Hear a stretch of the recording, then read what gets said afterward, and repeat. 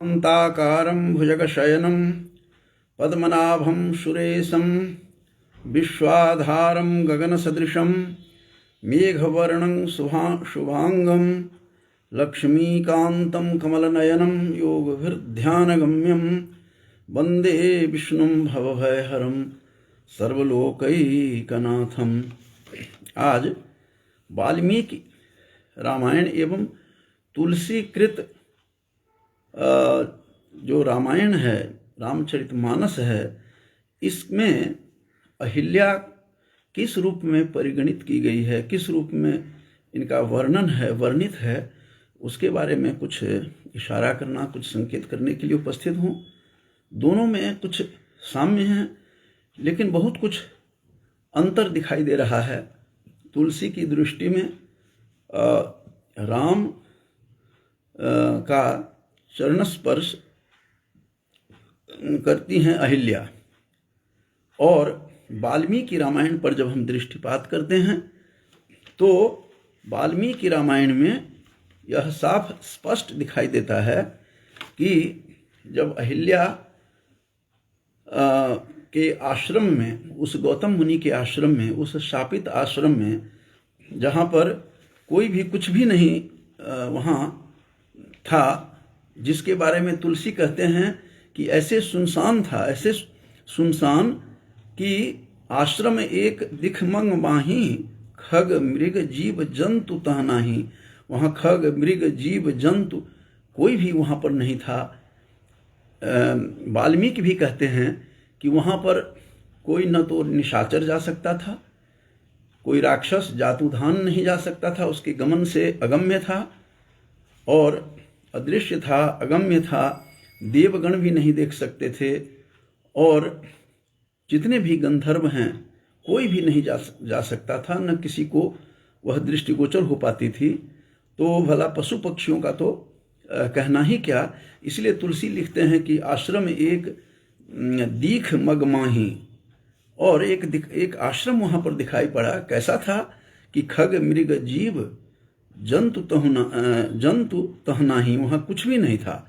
पूछा मुनि ही, उन्होंने मुनि से पूछा, विश्वामित्र से, जब मिथिला जा रहे थे उस समय मार्ग में वो आश्रम में ले जाते हैं। चूँकि जो विश्वामित्र थे त्रिकालदर्शी थे, ब्रह्मर्षि थे, उनको पता था कि क्या क्या घटनाएं घटने वाली है। उनको पता था कि यहाँ पर आश्रम में ले जाना है और अहिल्या का उद्धार होना है। जो अहिल्या ब्रह्मा की मानस पुत्री थी, जिस अहिल्या के साथ बड़ा दुर्व्यवहार हुआ और मुनि भेष में उनके पति जो थे गौतम ऋषि के भेष में, सर्वविदित है कि किस प्रकार से उसी वेश में इंद्र जाते हैं। इंद्र की जो इस प्रकार से जो कुकृत्य था, जिस कुकृत्य के कारण से जो उन्होंने, कहा जाता है कि इंद्र ने चंद्रमा का सहारा लिया और सहारा लेकर के अर्धरात्रि में ही प्रातः काल की स्थिति पैदा करके किस प्रकार से इंद्र ने मुनि वेश धारण करके, गौतम ऋषि के वेश धारण करके, जो सप्त ऋषियों में एक परिगणित हैं, ऐसे गौतम ऋषि जो अहिल्या के पति थे, जो परम नारी की प्रथम रचना ब्रह्मा ने अहिल्या को की थी। नारी, कहा जाता है कि नारी की पहली नारी की रचना हुई, परम सुंदरी थी, और उस कहा गया था कि जो इस को जो भ्रमण करके आएगा उसी से हम अपना पुत्री का विवाह मैं करूँगा। तो ये सारी बातें हुई। अंत में गौतम ऋषि के साथ उनका विवाह हुआ। गौतम ऋषि के आश्रम में 10 वर्षों तक रही। उनके ब्रह्मचर्य का, उनके तपोबल का, उनके इंद्रिय निग्रह का की परीक्षण हुआ, और परीक्षा होने के बाद फिर गौतम ऋषि को सौंप दिया गया। गौतम ऋषि के साथ विवाह हुआ। माता अहिल्या का, जो परम सुंदरी थी, प्रथम रचना थी, ब्रह्मा की आद्या सृष्टि थी। अस्तु, अब मुझे जो आज का कथन है कि दोनों में क्या क्या अंतर दिखाई दिया है। वाल्मीकि रामायण में जब आश्रम में विश्वामित्र के साथ राम लखन जाते हैं, और जाते ही किसी के वहाँ पर शापित स्थान था। गौतम ऋषि के आश्रम में गौतम के शाप से इस तरह से था कि निरीक्षा हो गई थी। अहिल्या को देख नहीं सकते थे। तो जैसा कि मैंने मानस को पढ़ करके सुनाया था कि खग मृग जंतु जीव जंतु तह नाही, वहाँ खग मृग जीव जंतु तो क्या वाल्मीकि के आधार पर तो वहाँ पर देवता, गंधर्व और राक्षस भी वहाँ नहीं जा सकते थे, अगम्य था। और एक और बात यहाँ भी कहने के लिए मैं उपस्थित हूँ कि वाल्मीकि रामायण में ऐसा नहीं है, वाल्मीकि रामायण में ऐसा कहीं नहीं कहा गया है कि वह पत्थर हो गई थी अहिल्या। तो जैसा कि बाबा तुलसी लिखते हैं, तो गोस्वामी लिखते हैं कि गौतम नारी शाप वस उपल देह धरि धीर, उन्होंने उपल माने प्रस्तर का, पत्थर का देह को धारण कर लिया शाप से। चरण कमल रज चाहती कृपा करहु रघुवीर, विश्वामित्र कहते हैं हे रघुवीर, हे रघुनंदन, हे रघुनाथ, हे राघव, हे राघव तुम इसको ये तुम्हारे चरण रज चाह रही हैं और हजारों वर्षों से तप कर रही हैं। तो उन्होंने तुलसी लिखते हैं कि वह उपल का शरीर हो गया था। गौतम नारी श्राप बस उपल देह धरि धीर, जबकि वाल्मीकि रामायण में ऐसा नहीं है। वाल्मीकि रामायण में तो दुर्निरीक्षा कह करके इनको कहा गया है कि वह लोगों के दृष्टि से परे हो गई थी, इस प्रकार की स्थिति में वह थी।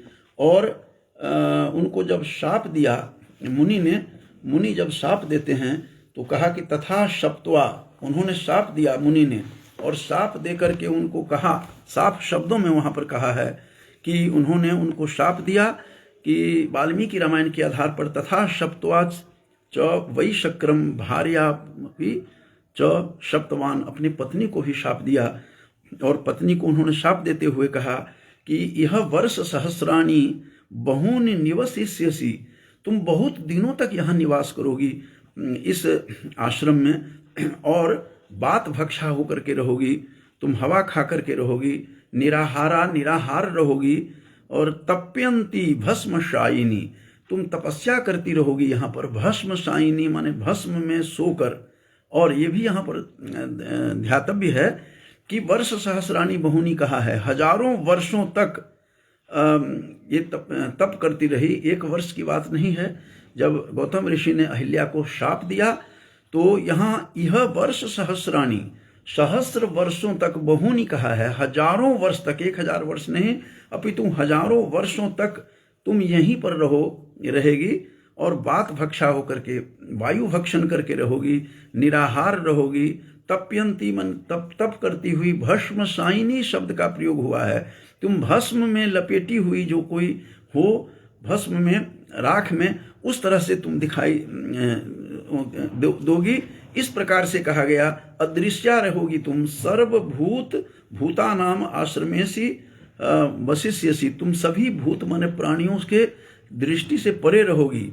और यदा तुम्हें तत्वनम घूरे रामो दास, कहते हैं राम जब, दशरथात्मज राम जब आएंगे यहाँ, तब जाकर के तुम आगमिष्यसि दूरधर्षः तदा पूता भविष्यसि, तब तुम जाकर के पवित्र होगी जब राम का आगमन होगा। यहाँ वर्ष सहस्राणी बहुनी, बहुत कई हजारों वर्ष तक तुम यहीं रहोगी। यह कल्पना करने की बात है बंधुओं कि वाल्मीकि कहते हैं कि हजारों वर्ष के बाद कोई दाशरथी राम आएंगे। राम का जन्म नहीं हुआ था, दशरथ का भी संभवतः उद्भव नहीं था, तब की कहानी सुनाई जा रही है। हजारों वर्षों तक प्रतीक्षारत थे, तब भी राम की बात कही गई है कि राम होगा। और राम के जन्म से कई वर्ष, हजारों वर्ष पूर्व बता दी गई है। तो बालकांड का यह संदर्भ द्रष्टव्य है। और साथ ही जो वाल्मीकि रामायण में भी, वाल्मीकि रामायण के किष्किंधा कांड में भी जो देखने वाला प्रसंग है, जो संपाति कहता है राम सेनाओं को कि 8000 वर्षों तक मैं प्रतीक्षा करता रहा, मुझे निशाकर मुनि बता गए कि एक दिन ऐसा आएगा कि राम, लक्ष्मण और सीता वन में आएंगे, जबकि और इक्ष्वाकु वंश में कोई राम उत्पन्न होगा, और राम, लक्ष्मण, सीता आएंगे, जबकि हजारों वर्ष पूर्व इनको कहा गया। और 8000 वर्षों तक संपाति ने प्रतीक्षा भी की उस मुनि के वचन के सिद्ध होने के लिए, ताकि मेरा पंख ठीक हो जाए, राम की सेनाओं को मैं कौन ले गया है यह मार्ग बता दूंगा उनको, तब ठीक होगा। इस प्रकार की जो बात उनको निशाकर मुनि कही है वाल्मीकि रामायण के किष्किंधा कांड में भी। इन सब को देख करके लगता है कि राम कितना प्राचीन नाम है, जो इस प्रकार से जब देवासुर संग्राम हुआ था और विशेष रूप से जब उनको मारा था इन्होंने वृत्रासुर को इंद्र ने, तब जाकर के कहता है संपाति मैं वहाँ गया था और उनको हरा करके मैं लौटा था। इस बात को यह इंगित करता हुआ दिखाई देता है, संकेत करता है कि राम कितना प्राचीन नाम है, जो वर्षों हजारों वर्ष तक तो स्वयं तपस्या किया। माता जो गौतम की पत्नी थी अहिल्या ने, उन्होंने तपस्या की और बात भक्षा कहा है, वायु भक्षण करके रही, निराहारा तपत्यंती, तपस्या करती हुई, भस्मशाइनी, यहाँ भस्मशाइनी कहा गया है, जबकि उपल देह धरिधीर तुलसी कहते हैं कि उपल देह को धारण किया था उसने। ये सब बातें, दोनों बातें कहाँ कहाँ विपरीत हमें दिखाई देती है, दोनों के अंतर कहाँ कहाँ आ रहे हैं, उस तरफ मैं इशारा करने का प्रयास कर रहा हूँ यहाँ कि किस प्रकार से कहा गया है।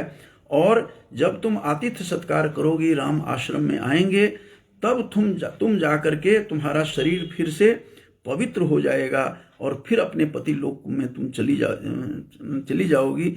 इस प्रकार की बातें कही गई है।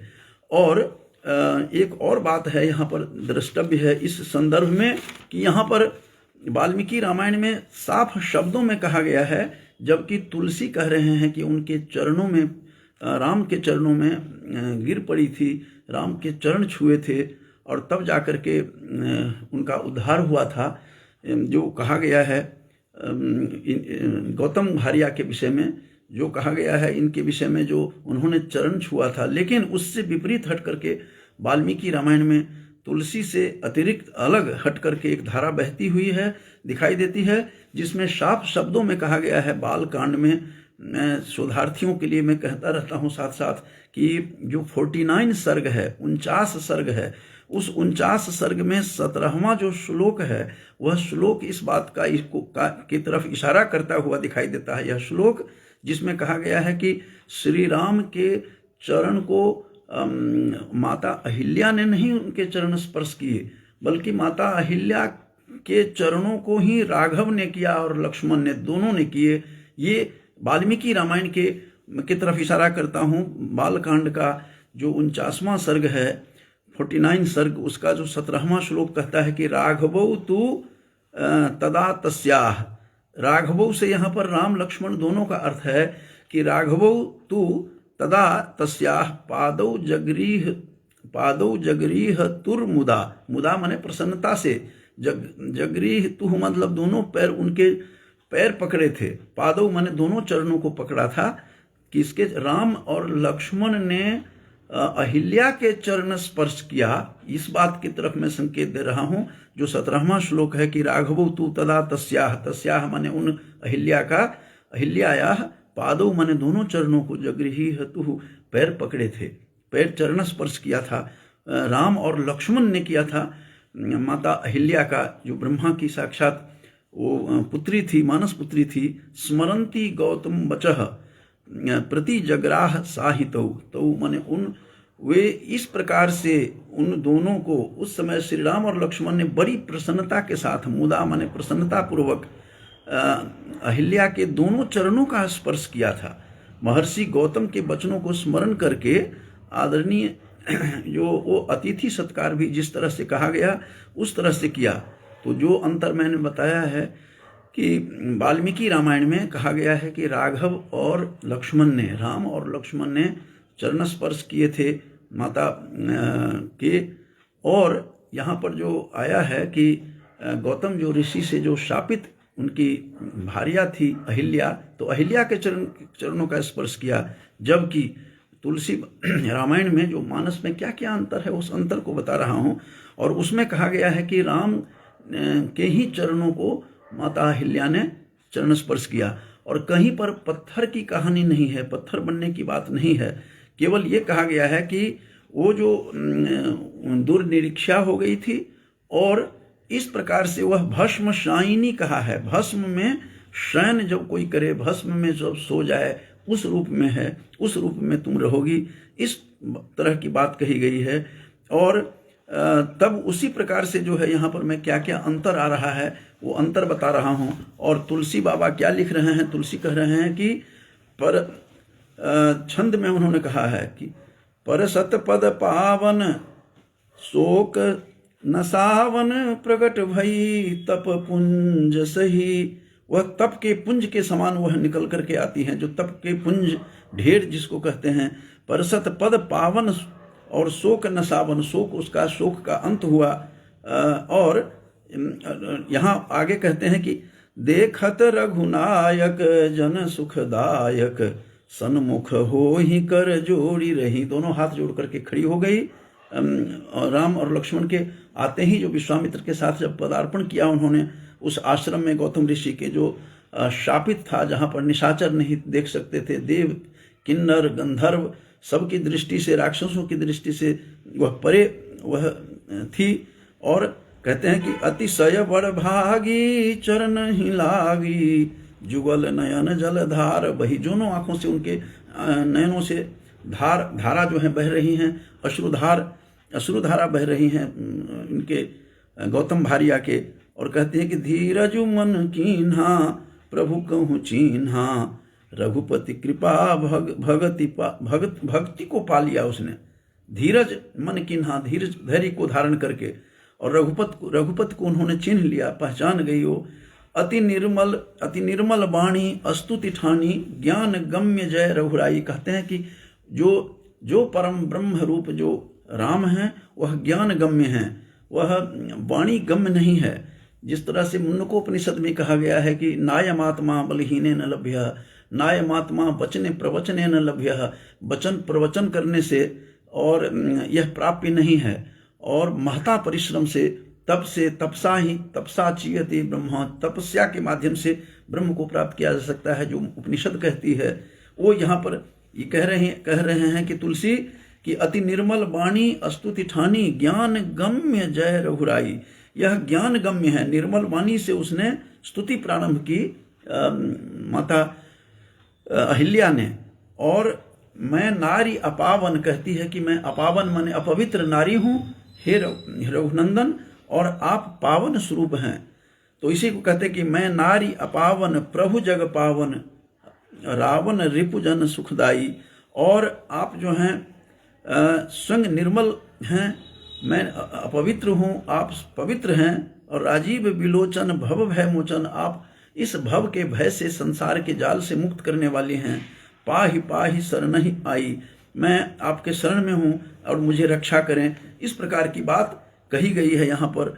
और एक और बात है कि कहते हैं कि हे रघुनंदन, ये अच्छा हुआ कि मुझे मेरे पति ने शाप दिया कि हजारों वर्षों तक, जिसकी चर्चा मैंने की है कि 1 वर्ष तक नहीं, हजारों वर्षों तक के लिए शाप उन्होंने दिया था कि सहस्राणी वर्ष सहस्राणी बहूनी कहा है, हजारों वर्षों तक तुम इसी प्रकार से रहोगी, भस्मशाइनी बन करके रहोगी, बात भक्षा वायु को खा करके पी करके और निराहार होकर के रहोगी। जो वाल्मीकि रामायण में बातें कही गई है वो उसी प्रकार से यहाँ, और वहाँ पर कहीं भी नहीं कहा गया है कि वाल्मीकि रामायण में कि वह पत्थर थी और उनके चरण छूने से ही, राम के चरण के छूने से ही वह पत्थर से नारी बनी, ऐसा कहीं भी नहीं है, वाल्मीकि रामायण में नहीं है। और चूंकि तुलसी राम भक्ति में डूबे हुए हैं, राम भक्ति में हैं, लेकिन ऐसा नहीं है। उसमें कहा गया है, ये कहती हैं तुलसी कहते हैं कि, लिखते हैं कि मुनि शाप जो दीन्हा अति भल कीन्हा परम अनुग्रह मैं माना। कहते मैं माना कि परम अनुग्रह मुझे मिला है। परम अनुग्रह कृपा को कहते हैं। बहुत अनुग्रह है मेरे ऊपर उस रघुनंदन का, उस रघुनाथ का, उस जानकी नाथ का। अभी तो ये जानकी नाथ नहीं है अब तक, जब तक कि अहिल्या से मिले हैं। इससे जानकी को मिलने से पहले, विवाह से पूर्व की ही घटना है। मिथिला में गमन कर रहे हैं, विश्वामित्र के साथ मिथिला जा रहे हैं। तो उस प्रसंग में ये बातें यहाँ पर कही गई है। लेकिन जो बातें, जो अंतर जो हमें दिखाई दे रहा है, उस अंतर को मैं बता रहा हूँ कि किस प्रकार से इन्होंने, वाल्मीकि ने अपने ही ढंग से इनको सजाने का प्रयास किया है। और कहा है कि उनके चरण छूने से ही वह उपल देह जो धारण किया था, उपल देह धरी, वो उपल नहीं धारण किया था, पत्थर नहीं बनी थी अहिल्या, बल्कि वो भस्मशाइनी थी। और आगे भी वाल्मीकि रामायण में कहते हैं कि जैसे हिम मेघ में मेघाच्छन्न, मेघ के चारों तरफ घिरे हुए, बादलों से घिरा हुआ, जैसे कोई बर्फ हो उस प्रकार की लग रही थी, और जिसको पत्थर की तरफ इशारा करता हुआ था। तो इसलिए वाल्मीकि रामायण में जो बातें कही गई है, तो तुलसी कह रहे हैं कि उपल देह धरि धीर, उपल माने पत्थर को धारण कर लिया, उनके चरण को छुआ जा करके, और तब जा करके उन्होंने कहा कि अच्छा हुआ कि मेरे पति ने ये शाप दिया, ये बहुत मेरे लिए भला हुआ, मैंने उनका साक्षात दर्शन किया, जिनको जन्म जन्म मुनि जतन कराही, अंतकाल हरियावत नाही। और ये मेरे सामने खड़े हैं। जो बातें बाली ने कही है किष्किंधा कांड में, वाल्मीकि तुलसी बाबा के मानस में, उसी तरह से यहाँ कहती हैं कि अच्छा हुआ मेरे पति ने शाप दिया, और मैं इस बहाने से आपके साथ आपके पास आ गई, और आपके चरणों में मैं पड़ रही हूँ, अपने आँखों से आपको दर्शन कर रही हूँ। जिसको ये भी कहा है तुलसी के रामायण में, तुलसी के मानस में, तुलसी के रामचरितमानस में तुलसी लिख रहे हैं, और तुलसी के माध्यम से अहिल्या कह रही हैं, जो गौतम ऋषि की पत्नी थी, जो शापित थी, और वो कह रही हैं कि हे हरि, हे विष्णु के अवतार, हे राम, हे राघव, हे रघुनंदन, हे रघुनंदन, तुम्हारा दर्शन हमने अपनी आंखों से तुम्हारा दर्शन करने का हमें अवसर प्राप्त हुआ। अच्छा हुआ कि मुझे शाप दिया गया। तुम्हारा तो वो चरण स्पर्श करती हैं, तुलसी की अहिल्या राम के चरण स्पर्श करते हुए कहती हैं कि तुम्हारे चरणों से, जो विष्णुपदा कहते हैं नदी को, गंगा को, जो सुरसरी निकली है तुम्हारे चरणों से निकल करके आई है, हे राम, जो तुम्हारे ही पैर से गंगा निकली है, और उस गंगा को अपने सिर पर धारण, शिव जी ने सिर पर धारण किया हुआ है। इतने तुम्हारे पर चरण से निकली हुई इस गंगा को सिर पर रख करके आनंदित होते हैं, आह्लादित होते हैं। जो शंकर, आज वही विष्णु, और उनके चरण मेरे सामने हैं, मेरे समक्ष हैं, मैं स्पर्श कर रही हूँ। जबकि यहाँ पर एक बार फिर और याद स्मरण करवाता रहूँ साथ साथ कि वाल्मीकि रामायण में ऐसा कहीं नहीं कहा गया है। वाल्मीकि रामायण में तो ये है कि राघवो तु तस्याह पादौ जगृह तुस मुदा, दोनों चरणों को इसमें बिल्कुल विपरीत है। यहाँ पर वाल्मीकि रामायण में रामचंद्र के जो रामचंद्र और लक्ष्मण, राम लखन दोनों अहिल्या के चरणों को प्रणाम करते हैं। पकड़ लिया उन्होंने चरणों को, कि हजारों वर्ष तक तप करने वाली जो गौतम ऋषि की पत्नी हैं, जो गौतम ऋषि सप्त ऋषियों में एक हैं, उनके चरणों को छू रहे हैं। राम और लखन खुद पवित्र मान रहे हैं। जबकि इससे थोड़ी सी धारा अलग हट करके तुलसी जो है, भक्ति काव्य है इनका यह रामायण, और इस रामायण में उन्होंने अपने ढंग से उन्होंने उल्टा कहा है कि उनके चरणों में वो पड़ गए थे, लेकिन उनसे अलग जो है इनकी धारा बह रही है। तो उसी बात को उन्होंने इस प्रकार से कहा है, और बार बार इस चीज़ को दोहरा रहे हैं वो, कि उनका चरण छुआ, मेरा भाग्य अच्छा है कि मुझे पति ने शाप दिया। और बहुत सुंदर ढंग से वाल्मीकि ने इनका वर्णन किया है। और जिस वाल्मीकि तो तुलसी लिख रहे हैं, तुलसी की अहिल्या तो कहती है कि जही पद सुर सरिता परम पुनीता प्रकट भई शिव शीस धरी। जैसा कि मैंने बताया था कि हे रघुनंदन, जिस तुम्हारे चरणों को से सुरसरिता कहते हैं कि सुरदेव नदी जो है, देव नदी गंगा, वह तुम्हारे ही चरणों से निकली और परम पुनीता, परम पवित्र बन गई। प्रकट भई शिव शीस धरी, और प्रकट होते ही शिव जी ने अपने शीश पर धारण कर लिया तुम्हारे चरण से निकली हुई सुरसरी को, तुम्हारे सुरसरिता को, देव गंगा को, जो तेरे चरण से निकली थी, विष्णुपदा जिसे कहा जाता है, और उसको अपने सिर पर देख करके गौरवान्वित तो अनुभव कर रहे हैं शिव। और सोई पद पंकज, उसी पद पंकज को, उसी चरण कमल को, जेहि पूजत अज मम सिर धरे कृपाल हरि, और जिसको ब्रह्मा जी भी पूजते हैं, जिस चरण को जो मेरे पिता हैं, मेरे मानस पुत्री हूँ मैं, अहिल्या कहती है कि मैं ब्रह्मा की पुत्री हूँ, जो अज हैं, जो वही अजन्मा हैं, वो अजन्मा जो हैं वो क्या करते हैं, अपने सिर पर धारण करते हैं। उस हरि के चरणों से जो गंगा निकली हुई है उसको तो सिर पर शिव जी ने धारण कर लिया। और ब्रह्मा जी भी जिसको पूजते हैं, जिन चरण कमलों के आपके अज हैं, अज कहा है विष्णु को, तुम अजन्मा हो और तुम तुम्हारे चरणों को पूजते हैं। यही भांति सिधारहि गौतम नारी बार बार हरि चरण पड़ी, बार बार हरि के चरणों में पड़ रहे हैं। तुलसी की अहिल्या राम के चरणों में बार बार पड़ रही हैं। जबकि मैं बार बार कह रहा हूं कि बालकांड में ही तुलसी बाबा ने जो बातें कही है वह वाल्मीकि रामायण के बालकांड में उल्टी गंगा बह रही है। वहां पर राम लक्ष्मण स्वयं अहिल्या के चरणों को राघवौ तु तदा तस्याः पादौ जगरीहतुस्त मुदा, पादौ मन दोनों चरणों को पकड़ लिया राम और लक्ष्मण ने। लेकिन यहाँ क्या कह रहे हैं बाबा तुलसी कि यही भांति सिधारी गौतम नारी बार बार हरिचरण पड़ी, बार बार उस हरिचरण को पढ़ रही हैं, हरि के चरणों में गिर रही हैं और ये कहती हुई कि हे विष्णु, हे राम पद, हे राम के चरण, जिस तुम्हारे चरण से गंगा निकली, सुरसरी निकल करके आती है, जिसे विष्णु पदा कहते हैं, विष्णु के पैर से निकलने वाली, जिसे पवित्र मान करके शिव जी सिर पर धारण गंगा को किया हुआ है सिर, और जिस चरण को ब्रह्मा भी, जिसकी मैं पुत्री हूँ अहिल्या कहती है, उसके चरण को छूते हैं, पूजते हैं। यही भांति सिधारी गौतम नारी, बार बार उनके चरण पड़ती है और बड़बड़ा रही हैं।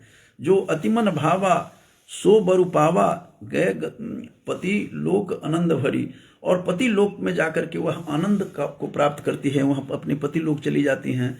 और यहाँ पर साफ शब्दों में कहा गया है कि वह जब तुलसी के कृत रामायण में मानस में, रामचरितमानस में कहा गया है कि राम ने उनके उस पत्थर की हो गई थी, उनका चरण को छुआ, तब जाकर के वो नारी बनकर के आती हैं।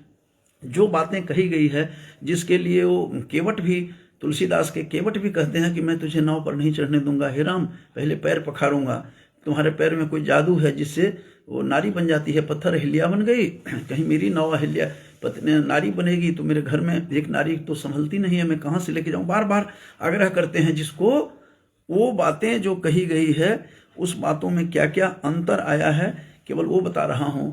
तो वो रोती हुई कह रही हैं, जब वो चरण स्पर्श करते हैं मानस के रामायण में उस पत्थर को, तो पत्थर अहिल्या बनती हैं और भाव विभोर हो जाती हैं, उसके वाणी अवरुद्ध हो जाती हैं, वाणी रुक जाती हैं, वह बोल नहीं पाती हैं, आंखें भर आती हैं। वो चाहती हैं कि मैं आंखों से तुझे देखूं राम, लेकिन वह देख नहीं पाती हैं, इतने अश्रुपूरित उनकी आंखें हो जाती हैं, नयन होते हैं। इस प्रकार की विह्वलता कल्पना कर सकते हैं जिसके पति ने शाप दिया हो, जो हजारों वर्षों तक, वाल्मीकि रामायण में कहा गया है कि वर्ष सहस्राणि बहूनि, बहुत हजार, कई हजार वर्षों तक वह चरणों में उनके वहीं पर वो तपस्या करती रही।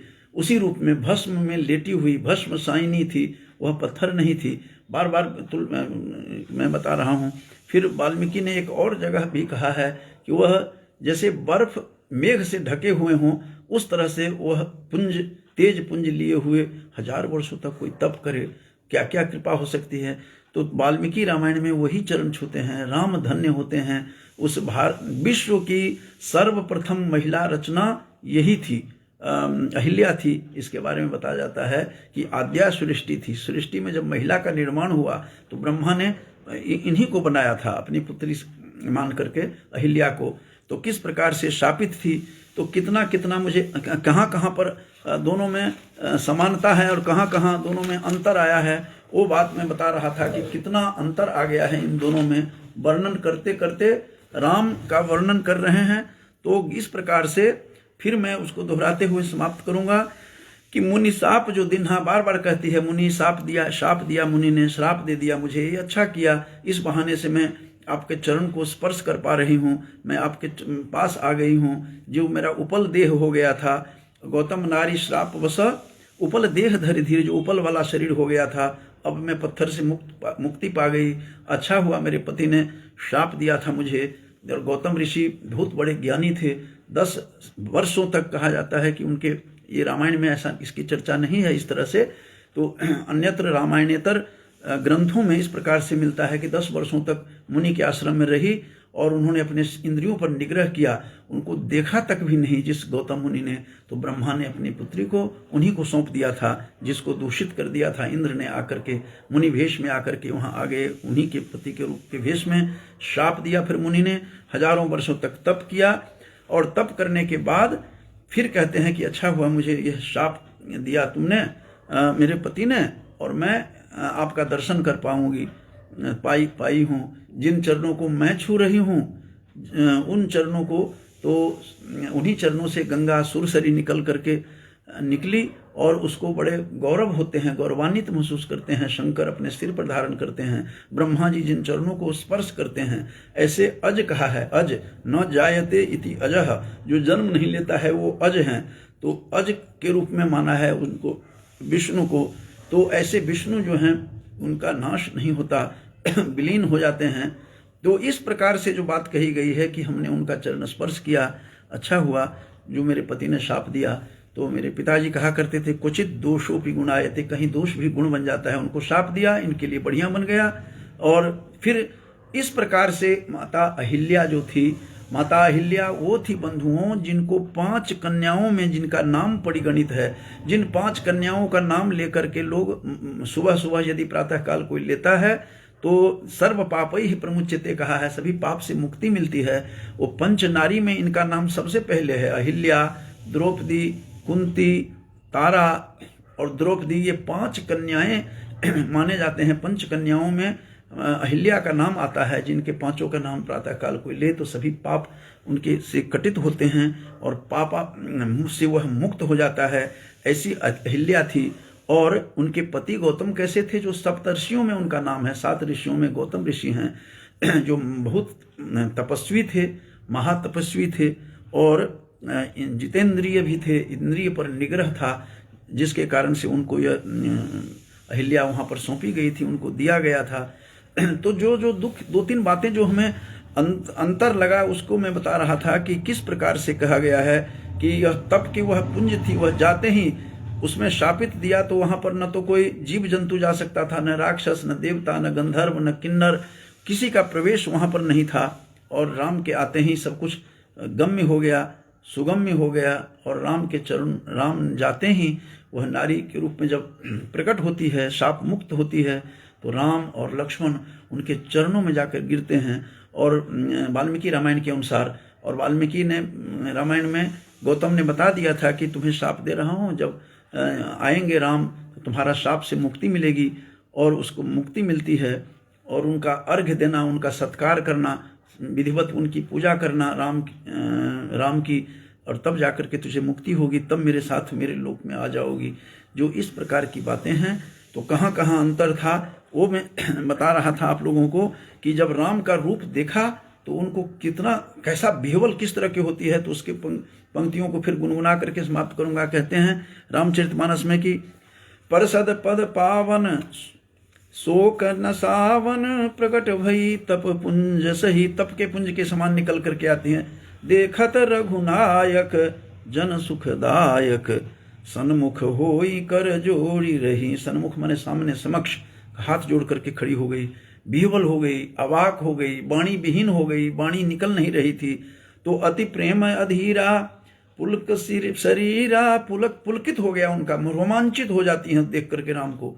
मुख नहीं आवई वचन कहीं, और वचन उनके मुंह से नहीं, वाणी मुंह से नहीं निकलती है, वाणी निस्तब्ध हो जाती है, स्तब्ध हो जाती है, और गमन वाणी निकल नहीं रही है। और देख करके भौचक्के हो गई। हजारों वर्ष के बाद उन्होंने जिसके लिए जन्म जन्म तपस्या करके नहीं मिलते हैं, उनका दर्शन साक्षात हो रहा है। तो कहती कि अतिशय बड़ भागी चरणन ही लागी। अतिशय मैं बड़ भागी हूँ, बहुत भाग्य है मेरा, अच्छा सौभाग्य कि जुगल नयन जलधार वही। जुगल नयन माने, युगल माने जोड़ा, दोनों आंखों से उनकी अश्रु की धारा बहने लगी। तो कहते हैं कि धीरज मन किन्हा प्रभु कहूँ चिन्हा, रघुपति कृपा भगति पाई। बहुत कष्ट के बाद, बहुत तप के बाद मैं आपकी भक्ति को प्राप्त कर ली। अति निर्मल वाणी अस्तुति ठानी, ज्ञान गम्य जय रघुराई। ज्ञान से गम्य है, ज्ञान से प्राप्त करने योग्य हैं वो राम। उस राम को मैं देख रही हूँ। कह रही है कि हे मैं नारी अपावन, मैं अपावन माने अपवित्र नारी हूँ, और प्रभु जग पावन, आप जग को पावन करने वाले स्वयं पावन हैं, स्वयं पवित्र हैं। और रावण रिपु जन सुखराई, आप तो रावण के कहा गया तो रिपु मतलब रावण को मारने वाले हुए थे, रावण के हंता थे, रावण के शत्रु हैं आप। और राजीव विलोचन, और राजीव के समान कमल नयन के समान कमल नेत्र हैं आपके। और भव भय मोचन, इस भय के भय को, संसार के भय से मुक्त कर देते हैं आप। पाहि पाहि सर नहीं पाई, और रक्षा, पाहि पाहि माने मुझे रक्षा करो, हे रघुवीर रक्षा करो कह करके उनके चरणों में लेट जाती हैं। जबकि वाल्मीकि की महिल्या उलट धारा बहाती हुई, राघवौ तु तदा तस्याः पादौ जगृह तुस्त मुदा, उनके उल्टा राघव और लक्ष्मण, राघव कहा गया है, अघ माने पाप, जो पाप को नाशक जो हैं वो राम थे, तो राघव कहा है। उस राघव के राघव और लक्ष्मण ने, राम लखन ने, दोनों ने उनके अहिल्या के चरण स्पर्श किए हैं। जबकि इसमें तुलसी बाबा कहते हैं पत्थर हो गई, पैर स्पर्श किया, पाद स्पर्श नहीं करते हैं। उनके आते ही वाल्मीकि रामायण के अनुसार, जो सबसे पुरानी है, सबसे पुराना महाकाव्य है, आदि काव्य है वाल्मीकि का काव्य, तो जिनमें हजारों वर्ष पहले ही राम की चर्चा हो चुकी है, जन्म लेने से पहले ही। और ऐसे जो राम हैं, जो अज हैं, जिनका जन्म नहीं होता है, यह प्रकट होते हैं। और इस प्रकार से उनका दर्शन करके अपने आप को भाग्यशाली समझती हैं। और ये भी कहती हैं कि अच्छा हुआ कि मुनि गौतम ने मुझे शाप दे दिया, मेरे पति ने। मुनि शाप जो दीन्हा अति भल कीन्हा, परम अनुग्रह में माना। तो इस प्रकार से मैं मैथिली भाषा में रामायण मेरी पूर्ण हो गई है, मैंने भेज दिया है। और अभी मिथिला महात्म्य लिख रहा हूँ कि जनक से पहले, जनक के राज्य में मिथिला में कौन थे फाउंडर, इसके संस्थापक कौन थे, पूरी कथा लिख रहा हूँ, जो 400 से अधिक पद्य हो चुके हैं उसमें अभी तक। तो इस कारण से जो कुछ मुझे नवीनता दिखती है तो उसे मैं आप लोगों के सामने प्रकट करता रहता हूँ। तो अंत में समाप्त करने से पहले मैं एक बार और बता दूं कि आज का जो मेरा प्रतिपाद्य था कि अहिल्या के वर्णन में वाल्मीकि रामायण में कितना कितना अंतर आया है, और उस अंतर को बताना मेरा आज का व्याख्यान का जो अर्थ था, मतलब था, यही था कि वाल्मीकि रामायण में राम लक्ष्मण ने दोनों ने चरण स्पर्श किया अहिल्या का। जो बालकांड में, वाल्मीकि रामायण के बालकांड के जो 49वां सर्ग है, उसके 17 श्लोक पर जब देखेंगे, जहाँ कहा गया है राघवौ तु तदा तस्याः, राघवौ से मतलब है कि लक्ष्मणश्च राघवः च, राघवश्च, तो राघवौ कहा है, राघव और लक्ष्मण ने, दोनों ने पादौ जगृह तुस्त मुदा, मुदा माने प्रसन्नता से उनके चरणों को छुए, राम और लक्ष्मण दोनों ने। और स्मरंती गौतम वचः, गौतम के वचनों को याद करती हुई उनके दोनों चरणों में उन्होंने पाद्य अर्घ्य से उनका स्वागत किया। लेकिन राम और लक्ष्मण ने अहिल्या के चरण छुए थे, बल्कि बाबा तुलसी इससे विपरीत धारा बहती है बाबा की, तुलसी की मानस में। तुलसी कह रहे हैं कि उन्होंने इनके पैर छुए थे। सीता, ये जो यहाँ पर अहिल्या है, अहिल्या ने ही चरण स्पर्श किया था राम का, लेकिन वाल्मीकि रामायण के मूल में नहीं है। वाल्मीकि रामायण का मूल 17वां श्लोक है, 49वां सर्ग है बालकांड का, जिसमें राघवौ तु तदा तस्याः पादौ जगृहस्तुष मुदा, इस प्रकार से एक बात कही गई है। पत्थर की भी बात कही नहीं है, इतना कहा गया है कि वह भस्मशायिनी थी। भस्मशायिनी का प्रयोग तो हुआ है, तो वह भस्मशायिनी थी, भस्म के में सोई हुई थी। और जैसे कोई हिम जैसे तुषार, मेघावृत्त जो तुषार हो, मेघ से घिरा हुआ हो, बादलों से घिरा हुआ, इस प्रकार से बर्फ की तरह थी। कहीं नहीं पत्थर नहीं आया है, नहीं उन्होंने उनको उस पत्थर में जैसे चरण स्पर्श किया तब पत्थर से अहिल्या बनी, ऐसा कहीं भी नहीं है। तो वाल्मीकि के मूल में इतना भर है कि उनके आते ही जो दुर्निरीक्षा थी, भस्मशायिनी थी, ये सब बातें कही गई है। भस्म में लेटी हुई थी, जिसे पत्थर का रूप मान करके तुलसी बाबा ने अपने भक्ति काव्य में इस प्रकार से देने का प्रयास किया है। गौतम नारी शाप बसा उपल देह धरि धीर कह करके उन्होंने कहा है। तो इस प्रकार से ऐसा इसमें नहीं है। और उनके चरणों में पड़ती हैं। यहाँ पर ये दिखाया गया है कि जो वाल्मीकि रामायण में राम और लक्ष्मण उनके चरणों को छूते हैं, यहाँ पर उसके विपरीत धारा चल रही है। तो ये सब थोड़ा सा अंतर था जो मैं आप लोगों के सामने बताई है बात। और बार बार कहते हैं कि उनके पैरों में पड़ करके राजीव विलोचन भवभय मोचन पाहि पाहि शरणहि आई। वो बार बार जो कह रहे हैं कि मैं नारी अपावन प्रभु जग पावन रावण रावण रिपुजन सुखदाई, सारी बातें कहते कहते उनके पैरों में गिरती हैं। तुलसी की अहिल्या, जबकि वाल्मीकि की अहिल्या को राम और लखन ने ही चरण स्पर्श किया, वह पत्थर नहीं थी, वह जाते ही उससे मुक्त हो गई थी। ये बातें कही गई है उसमें। और तब साधु साधु के शब्द ध्वनि और पुष्प वृष्टि देवलोक करते हैं वाल्मीकि रामायण के आधार पर। तो ये थोड़ा बहुत अंतर लिए हुए था।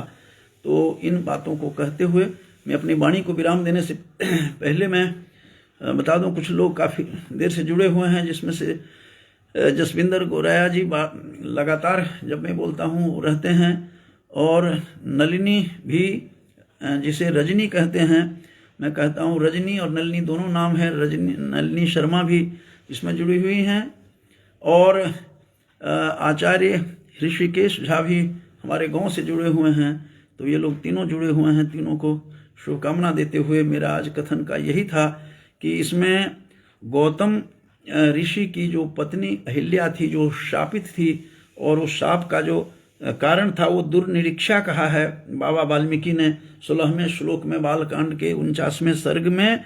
वो शोधार्थियों के लिए मैं बताता रहता हूँ, क्योंकि आज भी प्रातःकाल कल की बात है, कल बात हुई थी, तो BHU के भी कुछ शोधार्थी राम पर काम कर रहे हैं। उन्होंने कैकेयी का राम कहीं उनको मिली, कहीं गए होंगे कॉन्फ्रेंस में कर्नाटक में, तो उडुपी में मिले, तो वहाँ से वो कई बार चर्चा करते हैं। कल भी मैंने बताया था भैया ये राम वैदिक कालीन है या नहीं, इससे अंदाज़ा लगाया जा सकता है कि राम के अवतार होने से पहले ही हजारों वर्ष पहले जब शाप देते हुए तुलसी भी कहते हैं कि राघव यहाँ पर आएंगे और वही तुम्हारा, और राघव के लिए विशेष रूप से कहा गया है कि राम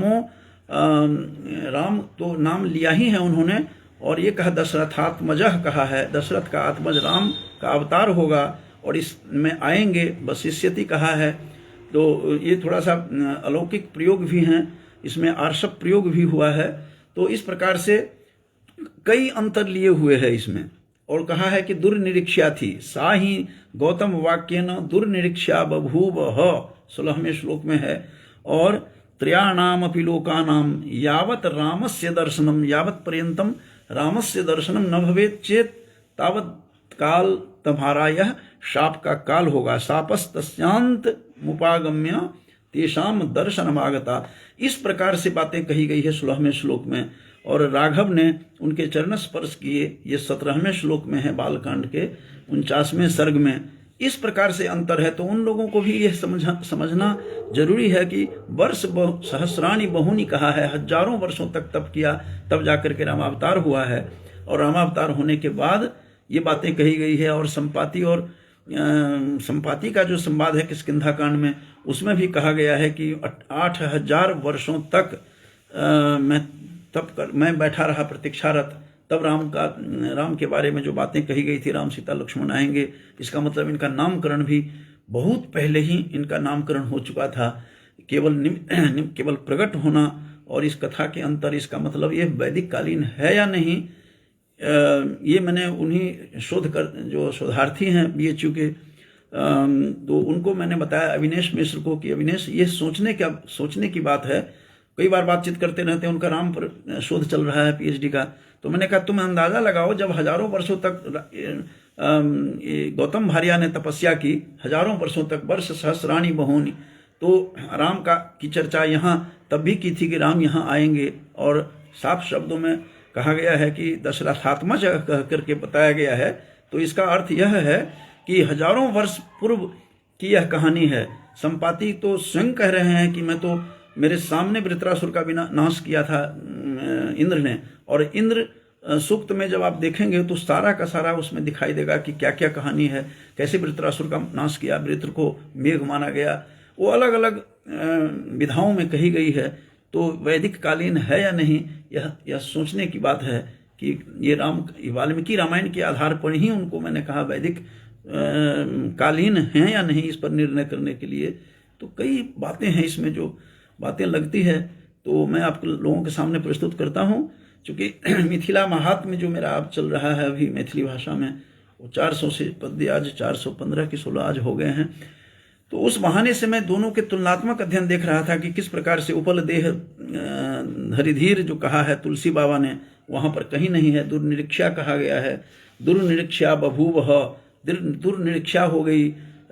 देव दानव किन्नर और गंधर्वों से वह परे हो गई, किसी की पहुंच नहीं थी, वहां पर कोई जा नहीं सकता था। तुलसी बाबा की भाषा में आश्रम एक दीख मगमाही, खग मृग जीव जंतु तहनाही, वहाँ कुछ भी नहीं था, उजाड़ पड़ा हुआ था। जिसको राम ने पूछा कि ये क्या है, ये दृश्य कैसा है, किमिदम विचित्रम, तब वो बताते हैं उनके गुरु विश्वामित्र की ऐसा ऐसा है, इस तरह से स्थापित हुई। जो प्रथम रचना थी, महिला रचना, ब्रह्मा ने जब की थी, जो रामायण में नहीं है, रामायणेतर ग्रंथों से लिखा है हमने, तो किस प्रकार से ब्रह्मा ने उनका निर्माण किया था प्रथम महिला के रूप में। आद्या सृष्टि थी, जिसको कालिदास शकुंतला के लिए कहा है, या सृष्टि ही सृष्टिराद्या, वो सृष्टिराद्या यंग, यही सृष्टिराद्या यहाँ भी ब्रह्मा की प्रथम महिला रचना है। जगत सुंदरी थी, किस प्रकार से चंद्रमा के साथ तालमेल करके इंद्र ने उनके साथ मुनिवेश धारण करके उनके साथ अत्याचार किया। यह भी बात अलग है कि वाल्मीकि रामायण के में कहा गया है कि वो पहचान गई थी पहले ही कि ये तो सहस्राक्ष हैं, सहस्र आँख वाले वही इंद्र हैं, तो थोड़ी सी सहमति मिली है। लेकिन तुलसी बाबा ऐसा नहीं कह रहे हैं।